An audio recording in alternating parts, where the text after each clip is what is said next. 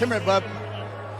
Ladies and gentlemen, this is Super Bowl 57 MVP quarterback Patrick Mahomes, Kansas City.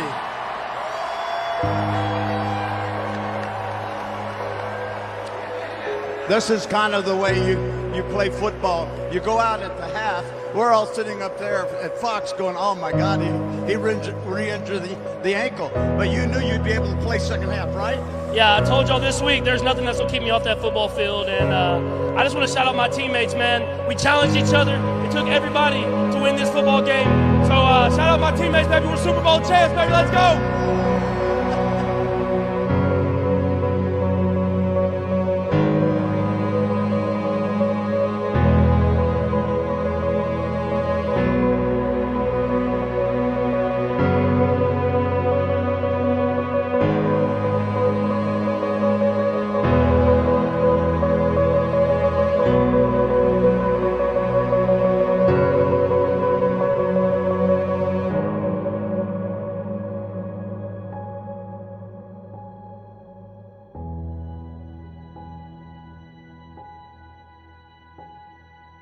Hell yeah. Although it was reported just yesterday that Aaron Rodgers was going in darkness today. Our sources had told us much different news than that. Our sources did actually said, hey, want to have another Aaron Rodgers Tuesday next week? Yeah, would love to have another Aaron Rodgers Tuesday. And then yesterday I wake up after sleeping in because of travel from Arizona and the week it was, and all of a sudden Aaron's already in the darkness, and I go, wait a minute. so we're not having Aaron Rodgers Tuesday. That's literally what I was looking at. I was looking at the TV going, oh, so we're off Tuesday. I guess we're off Tuesday. Okay, vacation starts after Monday. So then, I do a little dig into my sources. Aaron Rodgers Tuesday will be happening tomorrow. We will chat with Aaron about the darkness that is coming, I believe, in a matter of days. If Aaron is in fact traded, what do you think the compensation will be for the Packers? God, it is so hard. I mean, I would imagine a first-round pick would be included. It's Aaron Rodgers. He's going into darkness on the other side. He's going to be seeing gangrene, I think. That might be tough, obviously, for Packers fans to handle, but who knows what the darkness will tell Aaron. Aaron might want to go live his life. Might want to retire after coming out there, which is a very real thing. He might, but, I would say this. For Packers fans, who I'm sure I don't know what Packers fans think, but I can imagine they could feel all sorts of ways about this because it's been a couple off seasons of this. I highly doubt that he'll be traded in the conference. So either way, you're probably not going to have to see him except on TV. This organization gave this guy everything. Pouted like a little baby before the draft, gave him what he wanted, gave him the biggest contract in all the NFL, and now he's out there yucking it up, like enjoying this. And there are fans out there that this is what they live for, the Green Bay Packers. And it's got to hurt them, right? Like, bro, what are you doing? We gave you everything, and now you're lifting up your leg and taking a leak on us? I mean, it just doesn't feel right. If he comes back this year, they go 10-7, make it to the playoffs. Do we have to go through this crap again next year? Damn right. Go away. Just go away. Go away. We just made you the highest paid player a year ago, so we kind of thought we were done with this crap, right? He's worse than Favre. I don't care what anyone says. I would take Favre all day long in his drama over this crap.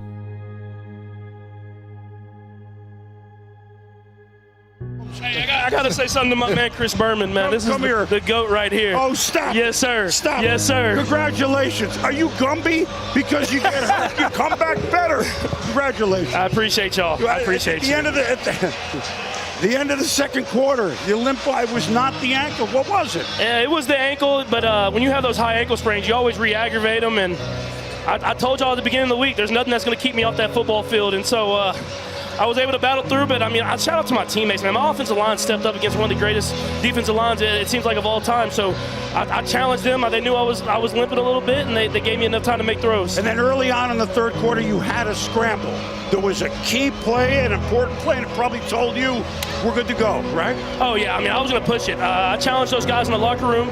I said, leave everything you have these last 30 minutes on the football field, and if I'm going to challenge you, I'm going to do the same. So I'm just proud of our guys, man. We had a lot of young guys in that locker room, and to be in that moment and to respond like that, man, it's special. It means that Super Bowl win more when you already have one compared to somebody who doesn't have any. Get out of here. Can't have enough. As Gordon Gekko once said, greed, for the lack of a better word, is good. And sports is all about greed being good.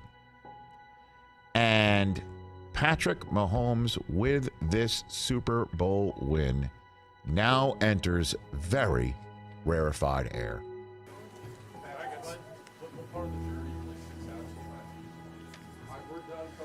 I think it was where we started at.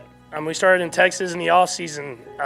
Me meeting basically a brand new group of receivers and learning what they did well, learning what we could get better at, and guys leading from there, man. I thought the guys accepted the challenge.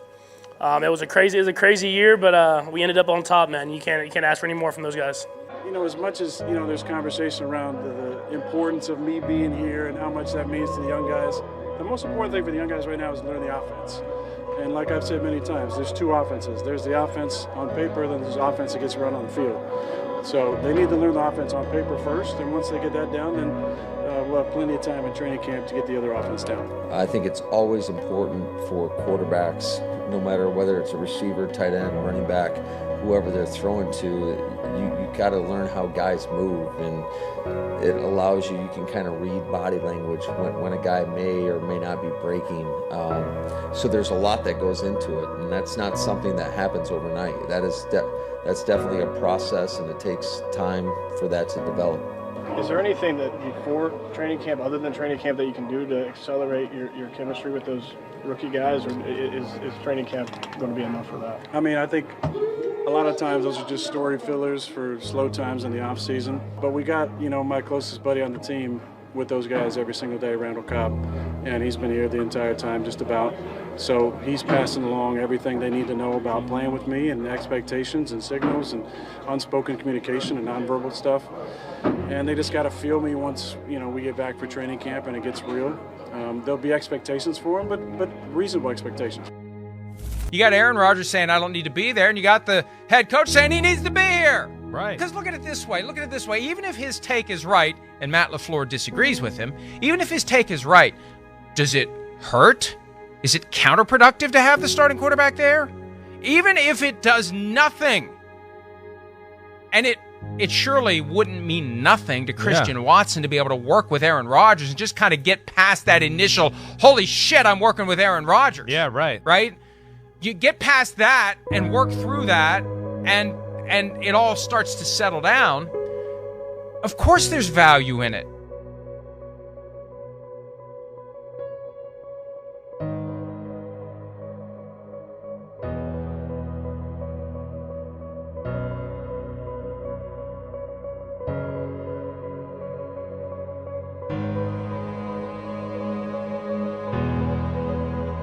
Yeah, Aaron, just curious if you heard about it. I'm sure you have, but maybe you haven't if you've just been enjoying yourself. But I think it was Romeo Dobbs went on Maggie and Perloff and said that you guys didn't hang out once outside of the facility.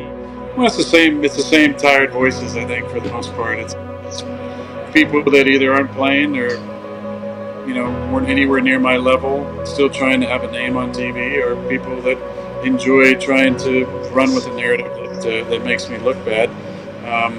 Listen, I'm 100% attendance on every team party. I don't know that every person can say that on the squad, so that's a chance to hang out with me in those venues. I'm damn near 100% every single line dinner.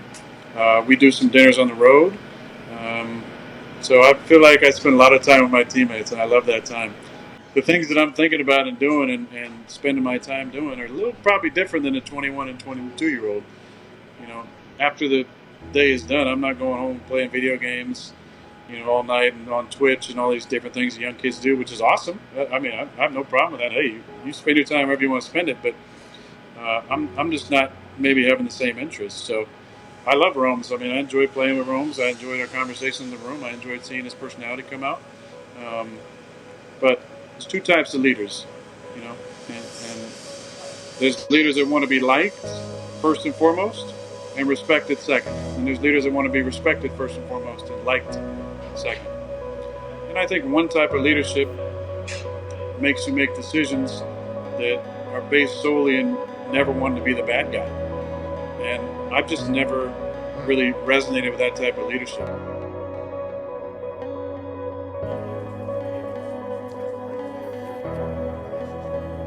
Yeah, I mean, he's one of the greatest coaches of all time. And I think everybody knew that, but these last 2 Super Bowls kind of cemented that. And to have someone that is such a great person who gets the best out of the players and to become men and players, you wanted to do that. You wanted to win those Super Bowls for them, and it was it's great that we did that. And like you said, man, we're not done. I'm gonna have them around here for a little bit longer at least.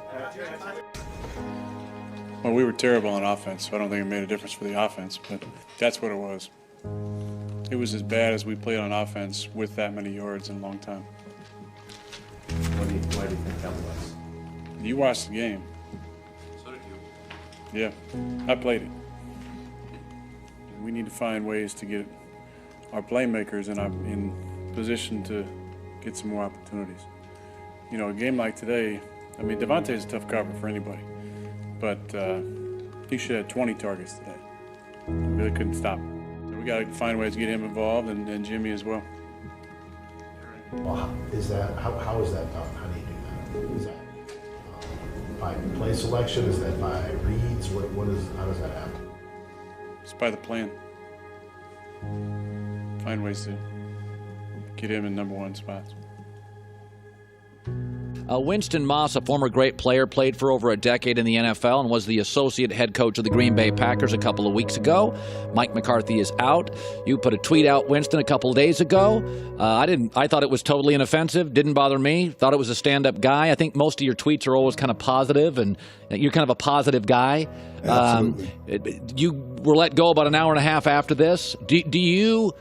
Were you surprised by the overreaction? Most definitely. I felt as though it was taken out of context. I felt as though the biggest issue I had was not being able to fully address it either with the decision makers, either with my teammates. I didn't have a chance to even say even goodbye to the fellow coaches. And so that's the only sore spot. That's the only regret I have. I don't have a regret about the tweet. What you said doesn't bother you. What I said doesn't bother me, but not being able to clear the air with at least within the organization and with the players, that bothers me. Listen, one of the things that people jump to is, hey, find somebody that's going to hold number 12 and everybody in the building. Now, you did say everybody in the building, but all of us glom on to number 12. I have through the years said that what makes Breeze special is there's a leadership DNA with Drew. I see it with Russell Wilson. And now, arrogance is okay a little bit, but I do question Aaron Rodgers' leadership. Don't question his talent. I don't question his passion, Winston. I don't question his devotion to the sport. But I'm going to ask a question that may be tough. Is he a great leader? Well, first of all, I agree with everything that you said. And you can look at Drew Brees. Take, for instance, pregame, you see him getting his teammates up. You see him rah, rah, rah, rah, rah. Now, that doesn't mean that they're going to go out and play well. You see Tom Brady. You see Tom Brady high-fiving his offensive line, going down to the defense and say, hey, defense, give him the ball back, yada, yada, yada. You see Russell Wilson is so much of a spiritual influence. He has such an energy about himself. Yes. And so with that being said, you take that in comparison to Rodgers, and so it's not the same. Green Bay fans, don't kill me on this here. I got to go back to you guys. I got to live there. That's not Aaron Rodgers' cup of tea. League, you have to learn from your mistakes. And that second half, I mean, it was a huge mistake on my part. I mean, we were calling still the same plays, but instead of taking that chance downfield and going for those big shots that I was going for in the first half, I was trying to get it to the check down too quickly. I was trying to just move the chain instead of going through the reads of the play. And that was something that I think hurt us as a team. And that was because I wasn't being the same Patrick Mahomes as I've always been. I was trying to just, hey, let's just find a way to get to the Super Bowl. We already built this lead. There's no reason of you being too risky risky and trying to attack. Let's just get a completion. And that's not who I am. I mean, that's not who I am as a quarterback. I want to be someone who I'm going to try to finish the game right there in the third quarter, and so that when we get to the fourth quarter, we can just run the timeout. So that's something that I let them get momentum on their side because I let them get a few stops, and then their offense got going. But that's something that I'll learn from and try to not make that same mistake again. Those last 3 calls definitely sting a little bit.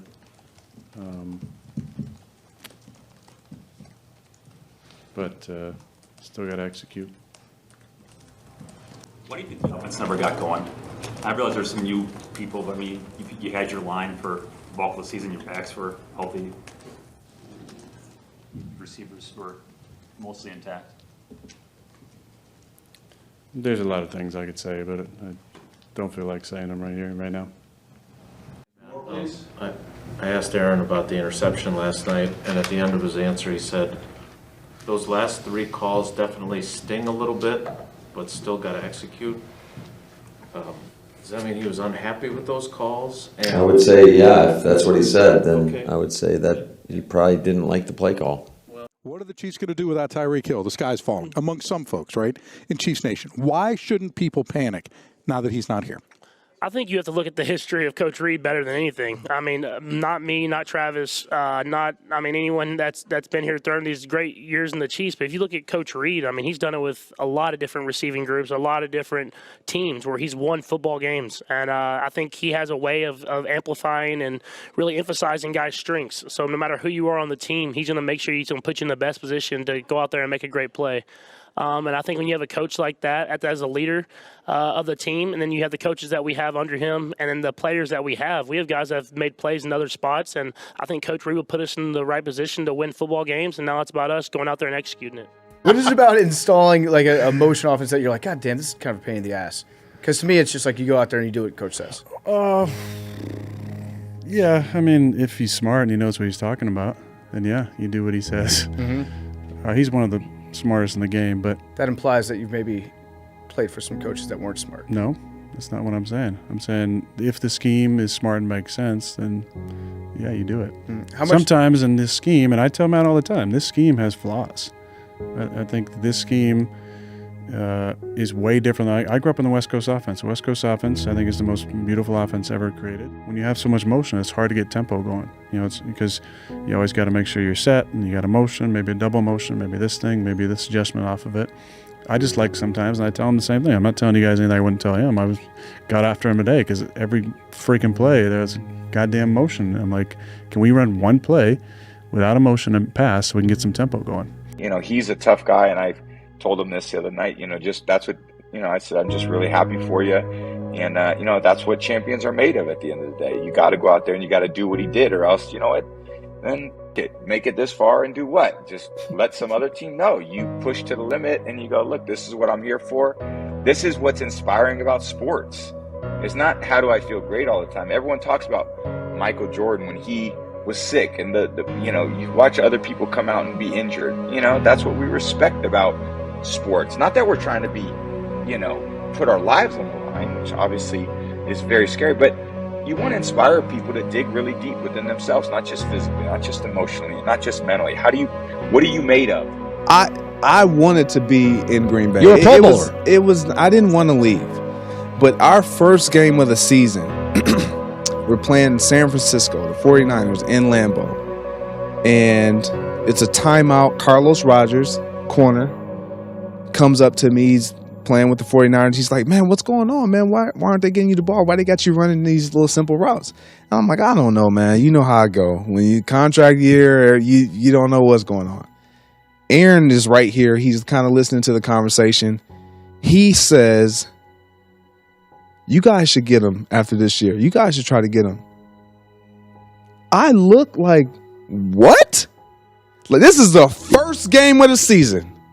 And my guy is already pretty much passed me along. Like, I couldn't get over that. I mean, this is I had brought you into my fold. You know, my family, my kids, they like, and you just like, and then I started understanding, like, this is truly a business, and guys are are selfish, and rightfully so. Rightfully so. I mean, his deal was coming up the year after. Clay's was coming up in a couple years. I mean, Clay was the face of the defense. He's going to get his. I'm not the face of the offense. Aaron is. I mean, so that last year, it was just that was in your mind every play. Yeah, and so for me, like I remember talking to some of the coaches, and I'm like, dude, I'm not going to be here, man. Like I'm not going to be, because I didn't want to be somewhere where I was always questioning. Of course, that. Of course, like that was as much as we had done. See, I don't think that's bitter. Like that, it messed. Colin, it messed me up. Like. And so that's kind of what took place. So when I would hear things like, I remember Max Kellerman, Greg Jennings has an axe to grind with Aaron. You dang Skippy, I do. You know what? It has nothing to do with it's the fact that he said that. He didn't just say it to me in the privacy of our locker room he said it to me, to another guy on another roster, for basically saying, here, you can have him. Like, would you have a problem with that?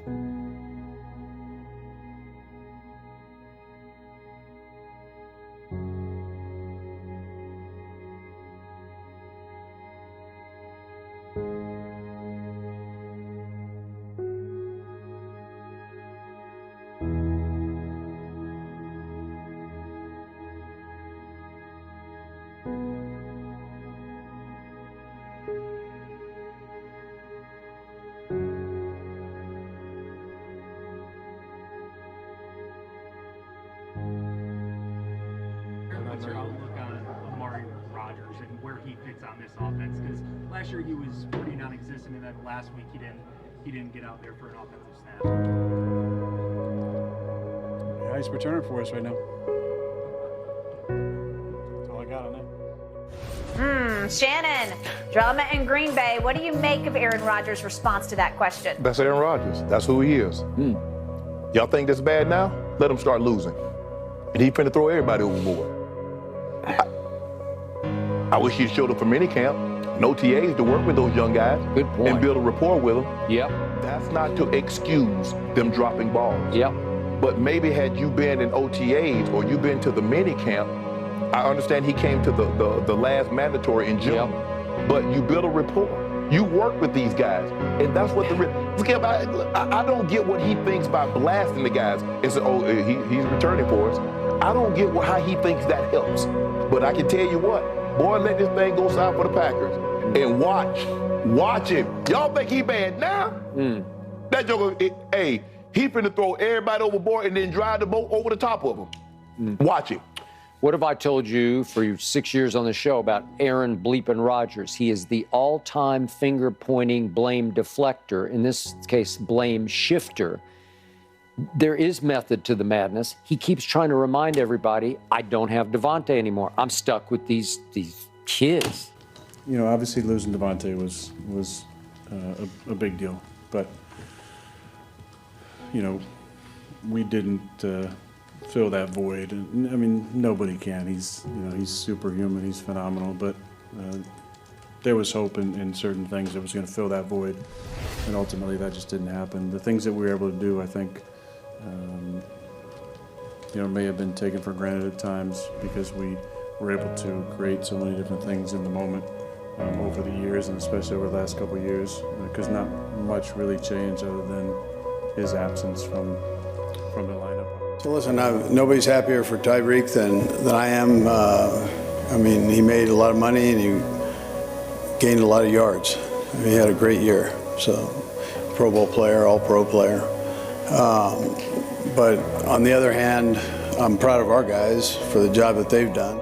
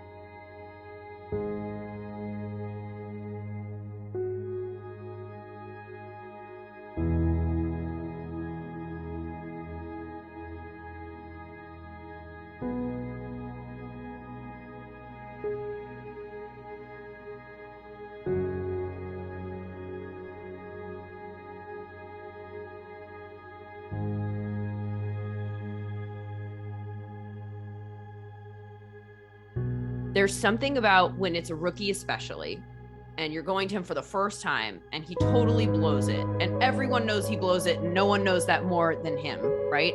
And Aaron Rodgers turns around knowing that all the cameras are on him, and he looks so annoyed and frustrated. And that I was like, drives me crazy. Okay, you too? Drives me crazy. But yeah, I agree with you. And then after the game, we go to the interview in the locker room, and the very first question posed to Aaron was about bouncing back, and he referenced the first play of the game, the drop pass to the rookie, and I thought, come on. And I like Aaron Rodgers, but I didn't like what I saw. And the whole pregame with the Zen stuff. I mean, honestly, it's just like, enough. I want to see, every once in a while, all of us need to be checked, don't we?